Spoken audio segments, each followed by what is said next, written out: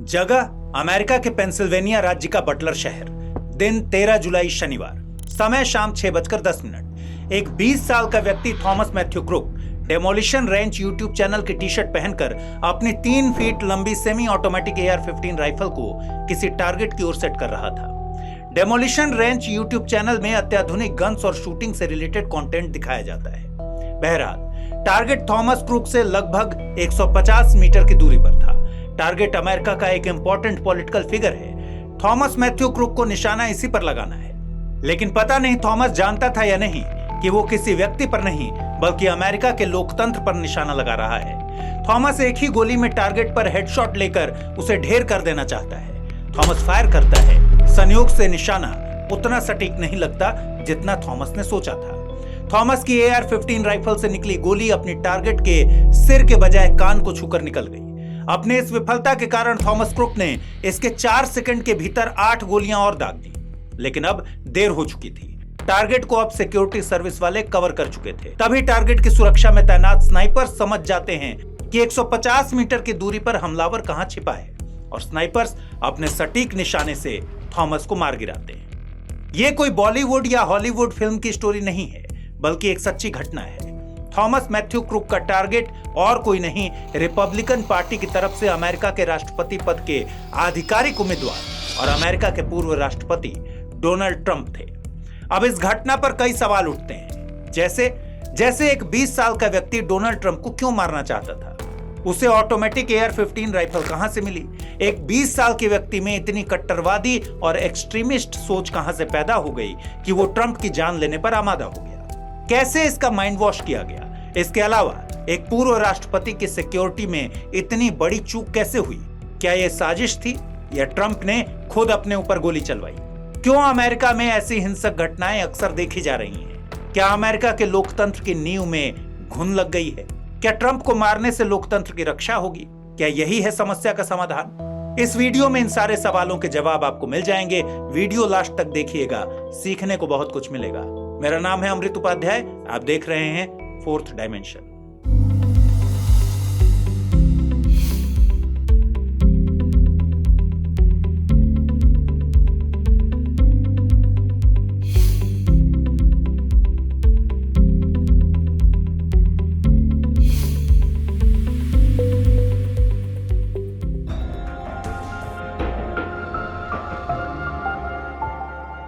Donald Trump को तो कुछ नहीं हुआ, लेकिन हमलावर की गोली से एक व्यक्ति की मौत हो गई और 2 अन्य लोग घायल हो गए। हमलावर ट्रंप की ही पार्टी का बताया जा रहा है। ट्रंप के राजनीतिक विरोधियों ने तो यहां तक कहा कि ट्रंप ने खुद अपने ऊपर गोली चलवाई। हालांकि इसके पुख्ता सबूत नहीं है, लेकिन FBI ने ट्रंप पर हुए हमले को हत्या की गंभीर साजिश जरूर बताया है। क्यों बताया है, चलिए कुछ पॉइंट से समझते हैं। सबसे पहले आप ट्रंप की रैली की जगह का मैप देखिए। रैली में मौजूद रिपब्लिकन पार्टी की समर्थक लीजा थॉमस ने बताया कि चुनावी सभा के वेन्यू के पास एक बिल्डिंग की छत पर एक संदिग्ध युवक को देखा गया था। उन्होंने सिक्योरिटी वाले को भी बताया, लेकिन किसी ने कुछ भी नहीं सुना। आखिर क्यों इतनी गंभीर सूचना दरकिनार कर दी गई? एक अन्य आई विटनेस के अनुसार चुनावी सभा में सिक्योरिटी वालों ने लोगों की तलाशी भी नहीं दी। यह भी सवाल उठ रहा है कि जब ट्रंप भाषण दे रहे थे तभी सिक्योरिटी के कुछ लोग आए और ट्रंप और हमलावर के निशाने के बीच आ रहे कुछ लोगों को संदिग्ध रूप से हटाने लगे। अगर ये आरोप सच हैं, तो सिक्योरिटी पर्सनल्स ने ऐसा क्यों किया? जबकि अमेरिका में रैली के दौरान सिक्योरिटी वाले भाषण शुरू होने के बाद कुछ भी ऐसा नहीं करते। इसे अमेरिकन सिक्योरिटी का SOP माना जाता है। वहां मौजूद एक प्रत्यक्षदर्शी के अनुसार रैली के बीच में सिक्योरिटी वालों ने जैसे ही पीछे खड़े कुछ लोगों को बैठाया, तभी गोलियां चलने लगी। क्या कुछ सिक्योरिटी वालों को पहले से पता था कि हमला होने वाला है? सवाल यह भी है कि हमलावर 3 फीट लंबी AR-15 राइफल को सामने की छत पर कैसे ला पाया? आप मैप में ट्रंप का मंच और हमलावर की लोकेशन देख पा रहे होंगे। स्नाइपर्स तो ठीक सामने की छत पर ही तैनात थे। स्नाइपर्स की तेज नजर से हमलावर कैसे बच गया? इसके अलावा प्रोटोकॉल के अनुसार अमेरिकी सिक्योरिटी एजेंसियां आउटडोर रैलियों में मंच की 360 डिग्री जांच करती हैं, यानी चारों तरफ से बारीकी से मुआयना किया जाता है। लेकिन इस बार मंच के बाईं ओर की बिल्डिंग की जांच ही नहीं की गई, जबकि बिल्डिंग की छत से ट्रंप सीधे फायरिंग रेंज में आ रहे थे। आपको यह भी बता दें कि ट्रंप को राष्ट्रपति के बराबर सिक्योरिटी हासिल है, यानी किसी भी आउटडोर रैली में उन्हें कम से कम 250 लोगों का सिक्योरिटी कवर मिलता है। लेकिन रैली में कितने सिक्योरिटी वाले थे, जांच एजेंसियों ने संख्या नहीं बताई है, केवल ये बताया कि 4 टीमें थीं। इसके अलावा FBI की SOP के अनुसार VVIP चुनाव रैलियों में सभी गेट पर मेटल डिटेक्टर लगाना जरूरी होता है, जबकि मेटल डिटेक्टर रैली स्थल के 5 में से सिर्फ 2 गेट पर ही लगाए गए थे। और हम इस फैक्ट को कैसे इग्नोर कर सकते हैं कि रैली में लगभग 1000 लोग थे। ऐसे में अमेरिकी सिक्योरिटी प्रोटोकॉल के अनुसार ट्रंप की सुरक्षा में कम से कम 25 सीक्रेट सर्विस एजेंट लगने चाहिए थे, जबकि केवल 6 एजेंट लगाए गए। इस पूरे मामले में सीक्रेट सर्विस और स्थानीय पुलिस के कोऑर्डिनेशन में भी भरपूर गड़बड़ी दिखाई दी। क्यों कह रहे हैं हम ऐसा? सीक्रेट सर्विस की रिव्यू रिपोर्ट के अनुसार सीक्रेट सर्विस ने रैली से 2 दिन पहले पेंसिल्वेनिया स्टेट की बटलर काउंटी पुलिस को सुरक्षा संभालने को कहा। बिल्डिंग समेत आसपास के इलाके की सुरक्षा भी स्थानीय पुलिस के पास थी। इसके अलावा रैली के लिए बटलर काउंटी पुलिस को 20 सिक्योरिटी ऑफिसर लगाने के लिए कहा गया था, लेकिन लगाए गए सिर्फ 10। बटलर काउंटी पुलिस के प्रवक्ता का कहना है कि उन्हें 4 स्नाइपर और QRT के 6 सिक्योरिटी ऑफिसरों को रैली में लगाने को कहा गया था। जाहिर सी बात है, चूक हुई है, लेकिन इस पर स्थानीय पुलिस का कहना है कि उतने ही ऑफिसर लगाए गए थे जितना सीक्रेट सर्विस ने लगाने को कहा था। अब किसकी गलती है किसकी नहीं, ये तो अमेरिकी जांच एजेंसीज ही तय करेंगी, लेकिन ये तो तय बात है कि सुरक्षा में भारी चूक हुई। अब ये किसकी साजिश है, ये भी समय के साथ शायद पता चल ही जाएगा। लेकिन सुरक्षा में भारी चूक के साथ साथ अमेरिका का गन कल्चर भी फिर से सवालों के घेरे में आ गया है।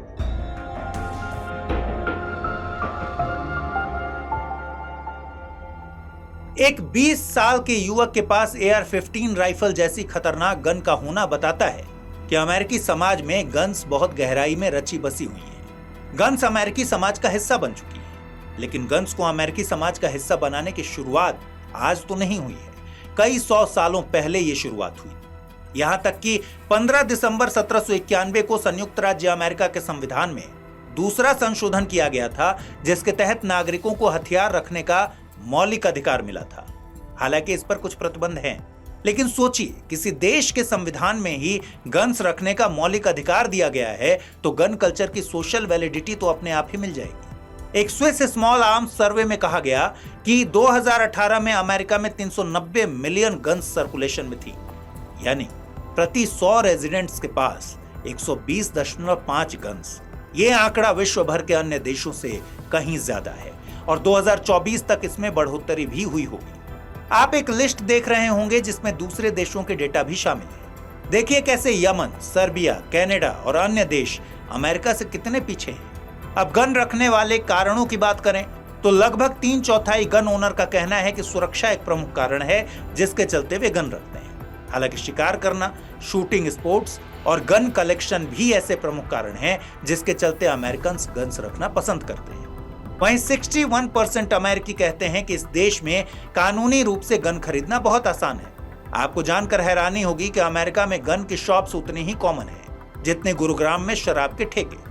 जैसे गुरुग्राम में हर 200-300 मीटर पर एक वाइन शॉप मिल जाता है, वैसे ही अमेरिका में हर मोहल्ले में कोई ना कोई बंदूक की दुकान होती है। कोई भी एडल्ट किसी गन शॉप पर जाकर अपनी वैध ID कार्ड दिखाकर एक राइफल या शॉटगन बहुत आसानी से खरीद सकता है। ये लगभग ऐसा ही है जैसे भारत में 18 साल से कम उम्र के व्यक्ति को शराब बेचना इलीगल है, लेकिन असलियत सबको पता है। शराब के ठेके पर क्या आधार कार्ड चेक किया जाता है? हालांकि अमेरिका में ऐसा कानून है कि गन सेलर को खरीदार के क्रिमिनल हिस्ट्री को देखना है। ये भी चेक करना चाहिए कि खरीदार मेंटली ठीक ठाक है या फिर नहीं, खरीदार किसी मेंटल हॉस्पिटल में भर्ती हुआ था या नहीं।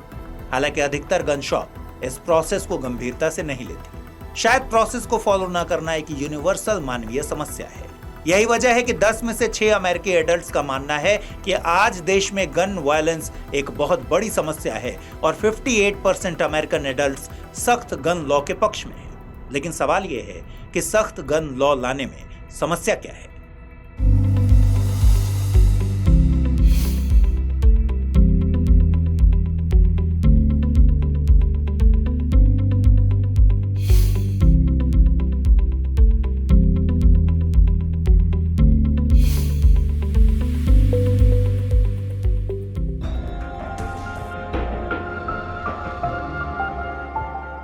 अब चलिए अमेरिकन गन कल्चर के इफेक्ट की बात करते हैं। बात शुरू करें इससे पहले आपको बता दें कि इस घटना में वाकई ट्रंप साहब की किस्मत अच्छी थी।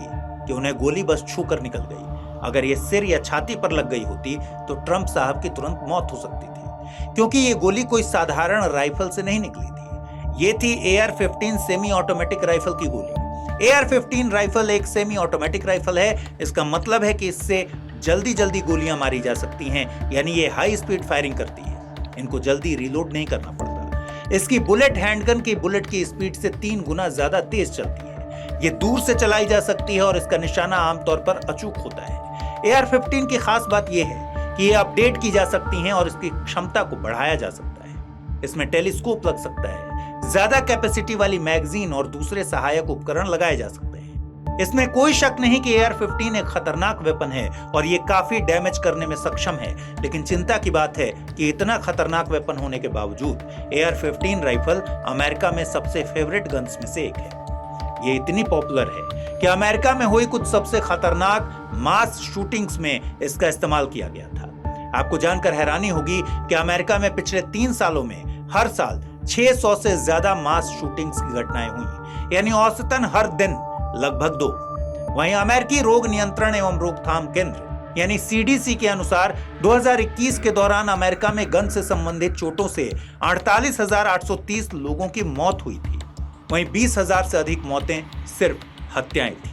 आंकड़े बताते हैं कि अमेरिका में हर दिन 50 से अधिक लोग गन से मारे जाते हैं। ये डेटा कनाडा, ऑस्ट्रेलिया, इंग्लैंड और वेल्स तथा कई अन्य देशों की तुलना में बहुत ज्यादा है। और आपको ये जानकर और ज्यादा हैरानी होगी कि अमेरिका में गन से जितनी मौतें होती हैं उसमें सबसे ज्यादा मौत AR-15 राइफल के जरिए होती है। एग्जाम्पल के लिए मई 2022 में एक छात्र ने टेक्सास के रॉब एलिमेंट्री स्कूल में 19 बच्चों और 2 टीचर्स की हत्या करने के लिए AR-15 का इस्तेमाल किया था। अक्टूबर 2017 में लॉस वेगास में एक व्यक्ति ने म्यूजिक कॉन्सर्ट में 60 लोगों की हत्या इसी गन से की थी। 2023 में वॉशिंगटन पोस्ट के एक सर्वे में अनुमान लगाया गया था कि 20 में से एक अमेरिकी एडल्ट के पास कम से कम एक AR-15 राइफल तो होगी। सटीक डेटा तो नहीं है, लेकिन अनुमान है कि अमेरिका में 2 करोड़ से अधिक लोगों के पास AR-15 शैली की राइफलों की लीगल ओनरशिप है। डैमेज करने की क्षमता के अलावा इसकी पॉपुलैरिटी की वजह यह भी है कि आम जनता इसको कम कीमत पर आसानी से खरीद सकती है। इसकी कीमत $400 से $2,000 के बीच होती है। एक लेटेस्ट iPhone Pro Max की कीमत से भी कम इस गन का टॉप मॉडल मिल जाता है। इसके साथ ही ये ऐसी गन है जो जनता के लिए प्रतिबंधित नहीं की गई है। हालांकि गौर करिएगा, हमेशा से ऐसा नहीं था। 1994 में तत्कालीन राष्ट्रपति बिल क्लिंटन के कार्यकाल में ऐसे कई असॉल्ट हथियारों पर प्रतिबंध लगा दिए गए थे। उसमें ये राइफल भी थी, लेकिन बाद में प्रतिबंध हटा दिया गया। इसका कारण है अमेरिका में गन मैन्युफैक्चरिंग लॉबी का बहुत ज्यादा पावरफुल होना। देखिए, अमेरिका में गन इंडस्ट्री $बिलियन की है और किसी भी प्रकार के कठोर गन कानून का लागू होना या गन्स पर प्रतिबंध लगाने का गन इंडस्ट्री पर खतरनाक असर हो सकता है। इसे आप ऐसे समझ सकते हैं कि भारत में सिगरेट, गुटखा, पान मसाला भले ही आपको कैंसर देकर मार डाले, लेकिन सरकार बैन नहीं कर पाती, क्योंकि इनके पीछे होती हैं पावरफुल लॉबीज। ऐसे ही National Rifle Association NRA America की मोस्ट पावरफुल गन लॉबी है। इनका बजट और रसूख इतना ज्यादा होता है कि ये आसानी से कांग्रेस मेंबर पर दबाव डालकर अपना काम करवा लेते हैं। इनके ही दबाव के चलते कोई कठोर गन कानून अब तक नहीं बन पाया। यही कारण है कि बिल क्लिंटन द्वारा लगाए गए प्रतिबंध 2004 में हटा दिए गए। हालांकि California, Illinois, Maryland, new Jersey और वाशिंगटन DC जैसे कई राज्य हैं जिन्होंने असॉल्ट हथियारों पर प्रतिबंध लगाया है। कैलिफोर्निया का दावा है कि उसके बंदूक सुरक्षा कानूनों ने 1 दशक में 19,000 लोगों की जान बचाने में मदद की है।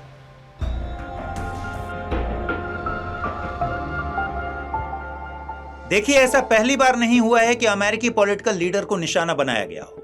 अमेरिका में अब्राहम लिंकन और जॉन F कैनेडी सहित 4 राष्ट्रपतियों की हत्या कर दी गई थी जब वे पद पर थे, और रोनाल्ड रीगन और थियोडोर रूजवेल्ट हत्या के प्रयासों से बच गए थे। यकीनन राजनीतिक हिंसा और घरेलू आतंकवाद अमेरिका की एक बहुत बड़ी समस्या है, लेकिन हाल के वर्षों में अमेरिका की राजनीति में एक्सट्रीमिस्ट मूवमेंट में काफी उछाल देखा गया है और ये बहुत खतरनाक लेवल पर पहुंच गया है, पहले से कहीं ज्यादा खतरनाक। ऐसा देखा गया है कि चाहे राइट विंग वाले लोग हों या फिर लेफ्ट विंग वाले, सभी अपने पॉलिटिकल एजेंडे के लिए वायलेंस का ही सहारा ले रहे हैं। ऐसा लग रहा है दुनिया भर को लोकतंत्र की नसीहत देने वाला अमेरिका खुद लोकतंत्र की मूल परिभाषा भूल गया है। अमेरिकी लोकतंत्र में सड़न आ रही है। लोकतंत्र की नींव में घुन लग गई है। आपको 6 जनवरी 2021 को यूएस कैपिटल पर हुए हमले भी याद होंगे। इस हमले में तत्कालीन राष्ट्रपति ट्रंप के समर्थकों ने कैपिटल बिल्डिंग में घुसपैठ की थी और इलेक्टोरल कॉलेज के नतीजों पर आक्रोश जाहिर किया था।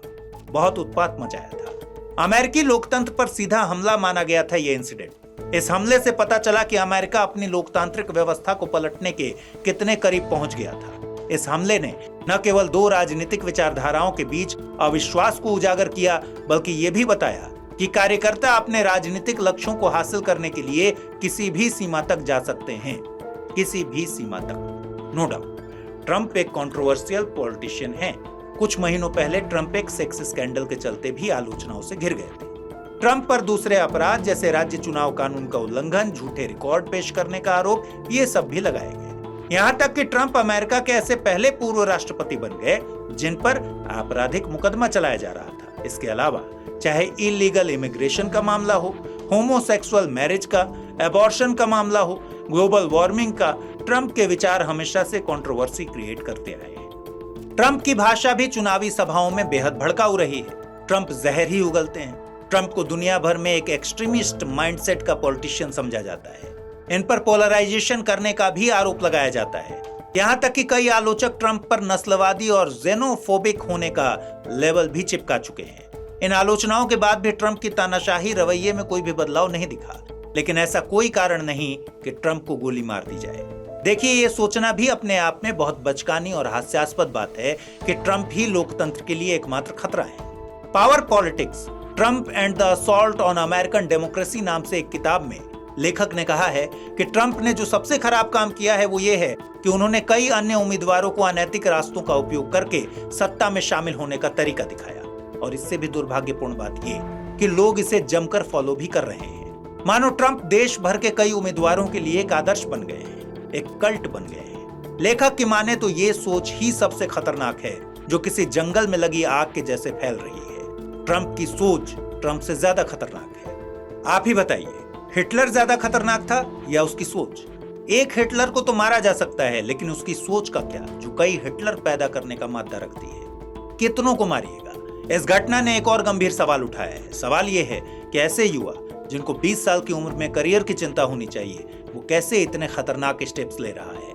मरने मारने पर उतारू हो रहा है। माइंड वॉश कौन कर रहा है इनका? हालांकि इसका जवाब आपको पता है। जवाब है सोशल मीडिया और डार्क वेब जैसे प्लेटफॉर्म। सोशल मीडिया अधिकांश यंग लोगों का माइंड वॉश कर रहा है, इसमें कोई दो राय नहीं। सोशल मीडिया आज गुमराह करने और गलत सूचना फैलाने में सबसे आगे है। कुछ फायदे हैं लेकिन नुकसान भी है। यहाँ तक कि ट्रंप पर भी चुनावों में जीतने के लिए सोशल मीडिया का गलत और अनैतिक इस्तेमाल करने का आरोप लग चुका है। इसके अलावा हिंसक मोबाइल गेम्स भी युवा लोगों में वायलेंस के प्रति एकदम सहज होने में बड़ी भूमिका निभा रहे हैं। कोई युवा बचपन से ही ऐसे हिंसक मोबाइल गेम्स खेलता है और उसको वायलेंस में किसी भी तरह की कोई समस्या नजर नहीं आती, बल्कि मजा आता है। मानो खून खराबा, मर्डर, ये सब आम हो गया इनके लिए।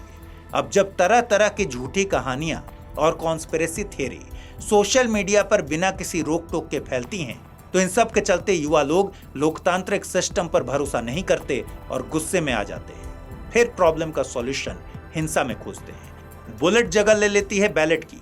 आप ही बताइए, बंदूक की नली से चलेगा क्या लोकतंत्र? लोकतांत्रिक संस्था या व्यवस्था पर इतना कम एतबार, क्या ये सही है? देखिए, एक मैच्योर लोकतंत्र में सभी की अपनी अपनी जगह है। विपरीत विचारधारा वाले लोग भी साथ रहते हैं, काम करते हैं, जश्न मनाते हैं। अग्री टू डिसअग्री वाला भाव लिए हुए आपसी समझदारी से रहते हैं। लेकिन डोनाल्ड ट्रंप की थॉमस क्रुक्स द्वारा की गई हत्या की कोशिश ने दुनिया के सामने सबसे मैच्योर डेमोक्रेसी होने का दंभ भरने वाली अमेरिकी राजनीतिक व्यवस्था को तार तार कर दिया। एक बड़ी न्यूज एजेंसी ने लिखा है कि ट्रंप का हत्या के बाद भी जीवित बचे रहना लोकतंत्र की जीत का प्रतीक नहीं है। इसके बजाय यह बातचीत के खत्म होने को दर्शाता है। सिर्फ थॉमस मैथ्यू क्रुक को गोली मार देने से या ट्रंप को निशाना बनाने से प्रॉब्लम खत्म नहीं हुई है, न होगी। प्रॉब्लम की मूल जड़ विचारधारा में छिपी हुई है। अमेरिका को बनाया गया था the land of the free and home of the brave के आइडिया से। अगर अमेरिका के लोकतंत्र में आई ये सड़न जल्द ही दूर नहीं होगी, तो ये आइडिया एक मजाक बनकर रह जाएगा। अब अमेरिका को आत्मनिरीक्षण करने की जरूरत है। सख्त गन कंट्रोल कानून को लाने की जरूरत है। ड्रग्स जैसी सामाजिक बुराई से लड़ने की जरूरत है। ऑनलाइन एक्सट्रीमिज्म से लड़ने की जरूरत है। संवैधानिक और लोकतांत्रिक संस्थाओं पर भरोसा जगाने की जरूरत है। एक विविधता से भरी सोसाइटी को संभालने की जरूरत है और सबसे जरूरी है एक संवेदनशील शिक्षा मॉडल को अपनाने की, ताकि बचपन से ही बच्चों के मन में जहर न घुले, ताकि भविष्य में हिंसा की घटनाओं को रोका जा सके, ताकि कोई और थॉमस मैथ्यू क्रुक या डोनाल्ड ट्रंप न बन पाए। मिलते हैं जल्द ही किसी दूसरे टॉपिक के साथ। पढ़ते रहिए, सीखते रहिए, बढ़ते रहिए। नमस्कार। हिंदी में यूपीएससी की तैयारी से संबंधित प्रोग्राम्स को देखने के लिए सब्सक्राइब करें स्टडी IQ IAS हिंदी।